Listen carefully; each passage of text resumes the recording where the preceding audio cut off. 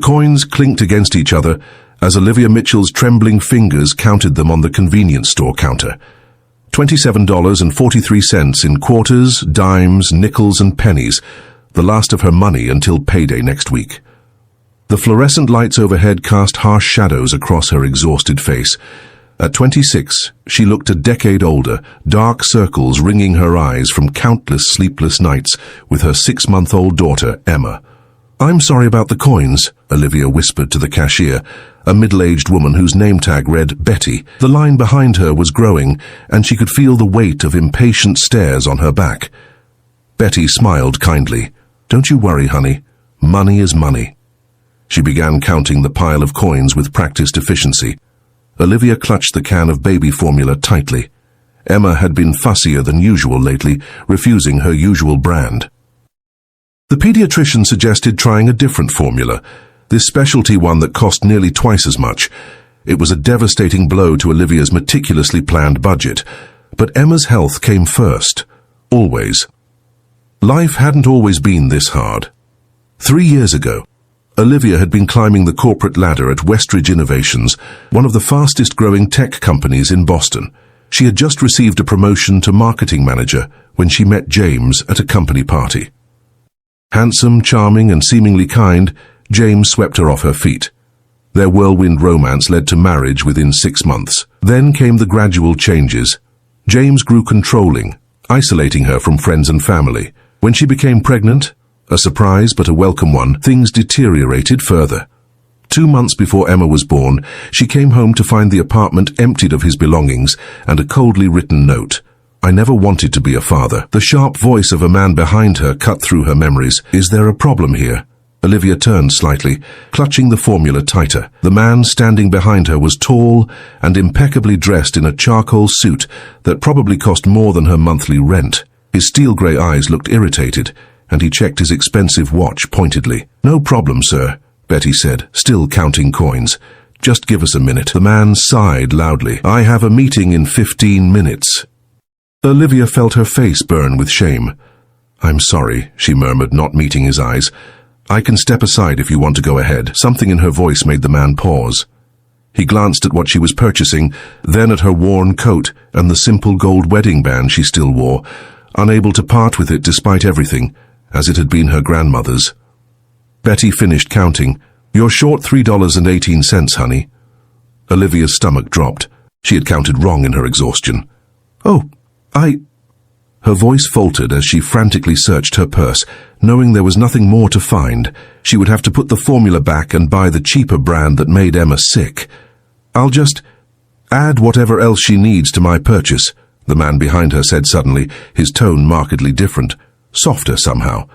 Olivia turned in surprise. "No, please, that's not necessary. It's $3, he said with a dismissive wave. "Consider it paid forward." Before she could protest further, he handed a 20 to Betty. "Keep the change." "Thank you," Olivia whispered, blinking back tears. "I promise I'll pay you back." The man studied her face for a moment. "Do I know you from somewhere?" Olivia shook her head, gathering the bagged formula. "I don't think so." As she hurried toward the exit, her phone rang. It was Mrs. Abernathy from downstairs, who watched Emma when Olivia picked up evening shifts at the diner. Her heart raced. Mrs. Abernathy never called unless it was an emergency. "Olivia, you need to come home now." Emma's burning up with fever. The world seemed to tilt beneath her feet. "I'm coming right now," she managed to say before ending the call. She rushed outside into the cold November air, her mind racing. The bus wouldn't come for another 20 minutes, and a taxi would cost money she didn't have. "Is everything all right?" The man from the store had followed her outside. Up close, there was something vaguely familiar about him, but Olivia couldn't place it through her panic. "My baby's sick. I need to get home, but I live 15 blocks away." She was already walking, calculating how fast she could make it on foot. "I have a car, I can drive you." Olivia hesitated. Getting into a car with a stranger went against every safety rule, but her daughter needed her. "Why would you help me?" The man's expression softened further. "Because someone once helped me when I needed it most." He extended his hand. "I'm Daniel Westridge." The name hit her like a physical blow.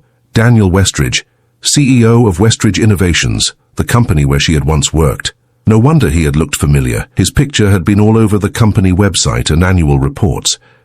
"Olivia Mitchell," she replied automatically, shaking his hand. A flash of recognition crossed his face. "Mitchell? Wait, Olivia Mitchell from marketing. You disappeared almost 2 years ago, gave your 2 weeks' notice by email and never even came back to clean out your desk." She swallowed hard. "Yes, that was me. I'm sorry about that, but I really need to go now." Daniel's expression was unreadable as he guided her to a sleek black car parked nearby.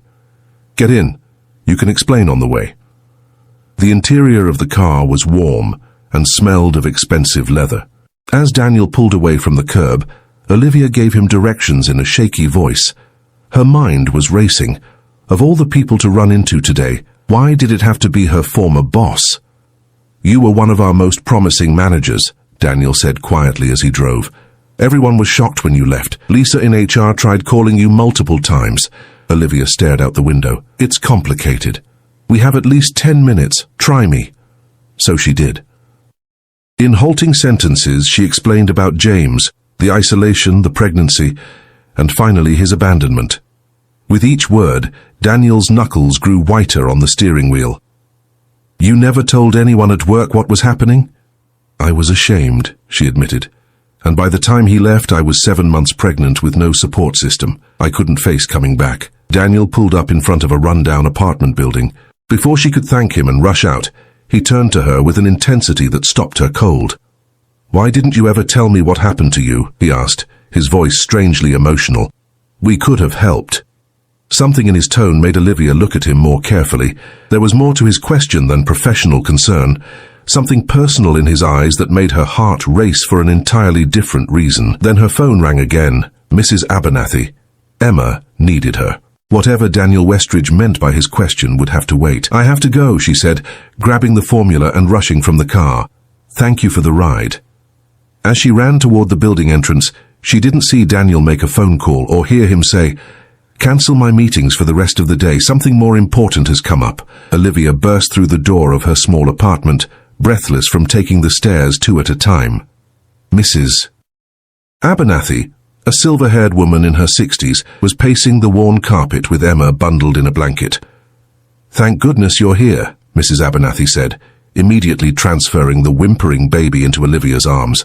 Her fever's gotten worse in the last half hour. Emma's normally rosy cheeks were flushed and alarming red, her wispy blonde curls damp with sweat. When she opened her eyes and saw her mother, her cries softened slightly, but her tiny body felt like it was burning up. "How high is it?" Olivia asked, already moving toward the bathroom where she kept the children's medicine. 102.3 when I checked 5 minutes ago, Mrs. Abernathy replied, following close behind. "I tried the fever reducer you left, but she spit most of it out." Olivia's heart raced. She'd been through fevers with Emma before, but this one seemed different, more intense, more frightening. "I think we need to go to the emergency room," she said, trying to keep her voice steady. "Mrs. Abernathy nodded. "I'll call a cab." "Wait." Olivia stopped her, remembering the man downstairs. Had he left? Would he still be willing to help? There might be someone who can drive us. As if on cue, there was a knock at the door. Mrs. Abernathy opened it to reveal Daniel Westridge standing in the hallway, looking decidedly out of place among the peeling paint and flickering overhead light. "I thought you might need help," he said simply.